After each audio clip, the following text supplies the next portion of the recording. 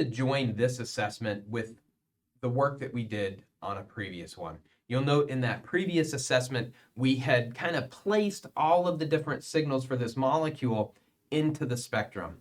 Now, all we're going to add is the multiplicity. And so because I didn't think I could easily turn, for example, E, a 6-hydrogen, into a doublet and keeping that resolution, we're going to do it here. Now, how do we figure out the multiplicity? Well, looking at the molecule is going to allow us to do that and identify the number of neighbors that are present. So we're going to take the number of neighbors and add 1 to tell how many peaks or how many peaks the signal will be split into. So let's start with hydrogen A. We said it's 9, it integrates to 9, it's going to be around 1.1. It's attached to the neighboring carbon here has no hydrogens. So each of these should show up as a singlet. They should look like a single line. What we have already drawn for A is going to be what we'll later draw on our spectrum as we kind of expand it. But with the methyl groups, the 3 methyl groups that make up this 9 hydrogen signal is going to be a singlet because there are no neighbors on the neighboring carbon, or there are no hydrogens on the neighboring carbons. Easy for me to say. We'll do better with B. Let's look at B. B was integrated to 2. It's around 3.3. The hydrogens on carbon B are attached to an oxygen, no hydrogens, and another carbon with no hydrogens. So B with no neighbors will also be a singlet. The signal for B should also be a singlet. How about the hydrogens on C? Well, those 2 hydrogens are next door to an oxygen with 0 hydrogens, and carbon D, which has 1 hydrogen. So the hydrogens at carbon C, or the hydrogens at C, have 1 neighbor. We expect it to show up as a doublet. The hydrogen at D, that's going to be the complicated one, because D, that single hydrogen, has 6 neighbors that would be represented by E, and 2 neighbors that would be represented by C. So we can add those up, 2 plus 6, 8 neighbors. We expect D to be a nonette. So it should have 9 lines representing its signal. E is 6 hydrogens. All those 2 methyl groups were equivalent because of free rotation, but they each have the single hydrogen on D as their neighbor. And so with 1 neighbor, we expect that to be a doublet.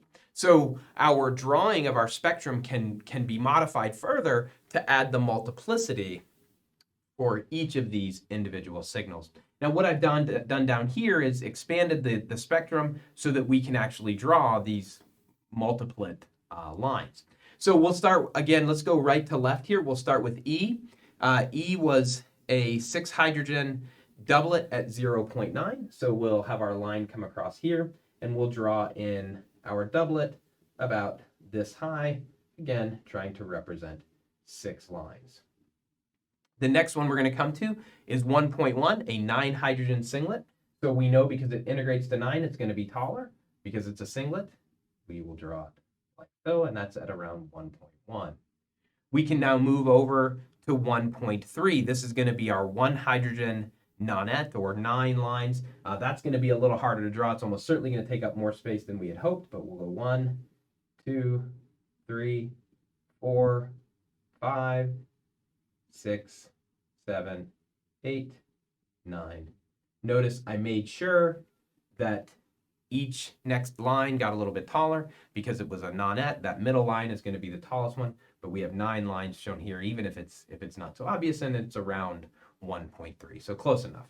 We're going to continue, keep the line flat until we get to around 3.3. We said that at 3.3 we have a 2 hydrogen singlet. That's an easy one to draw. So we'll draw a shorter singlet. There's our 2 hydrogen singlet. We get over here to around 3.5, a 2 hydrogen doublet. So we'll make it a little bit smaller than the 2 hydrogen singlet because it's split into 2 lines. Let's label these the same way that we did earlier. So we'll remind ourselves that this is E, this one is A, this is D, this is B, and this is C. We can put those integrations, the doublet here. And again, this is the case where maybe our art doesn't show the magnitude of the relative areas. So we'll just say that this one is going to integrate to 6. A integrates to 9.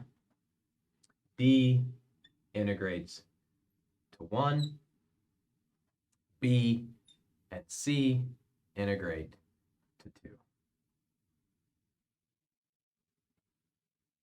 And so from that, we have what we would expect to be a spectrum for the molecule shown. It's complete with the location, the chemical shift of the signals, the splitting of the signals, and we've tried to indicate the relative integration. Are the numbers exact in terms of 3.3 and 3.5? Remember, we made those as sort of approximation. It's going to be close to that. This is what we might expect to see. And I don't think we're going to come back to this anymore, so I don't have to tell you to stay tuned. This is it. Although there will be more assessments worked. So do come back to the channel.